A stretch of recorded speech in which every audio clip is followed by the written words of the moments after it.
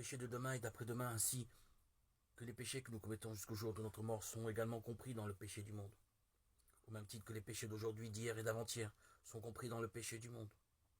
Les péchés des hommes de leur naissance à leur mort font tous partie du péché du monde. Et le péché du monde a été transféré sur Jésus à travers son baptême. Donc tous les péchés que nous allons commettre jusqu'au jour de notre mort ont d'ores et déjà été ôtés de nous.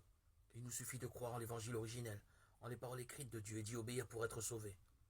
Nous devons mettre nos pensées de côté pour être rachetés de tous nos péchés. Vous devez vous demander, comment peut-il enlever les péchés qui ne sont pas encore commis? À cela, je voudrais vous répondre, Jésus doit-il revenir dans le monde chaque fois que nous péchons et faire couler son sang encore et toujours?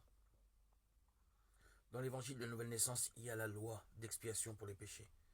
Et sans effusion de sang, il n'y a point de rémission. Hébreux 9, 22.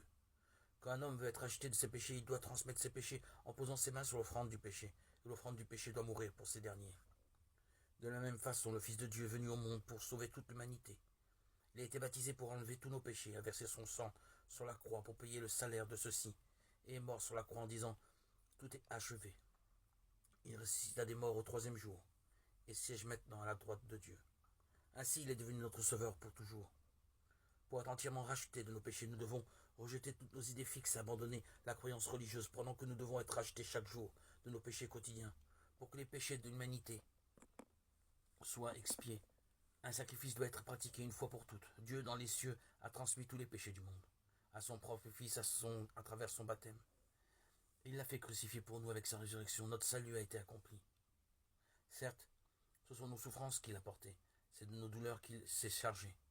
Et nous l'avons considéré comme atteint d'une plaie, comme frappé par Dieu et humilié. Et l'Éternel fait retomber sur lui la faute de nous tous.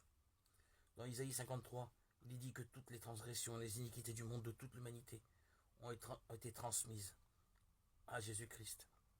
Et dans le Nouveau Testament, dans Éphésiens 1,4, on peut lire « Il nous a élus en lui dès avant la fondation du monde ». Cela nous dit qu'il nous a choisis avant la création du monde, avant même que le monde soit créé. Dieu nous a choisis comme son peuple, les justes sans défaut en Christ. Quoi que nous ayons pensé auparavant, nous devons désormais croire et obéir à la parole de Dieu, la parole d'eau, du sang et d'esprit. Dieu a dit que son agneau Jésus-Christ avait enlevé tous les péchés du monde et avait expié pour toute l'humanité.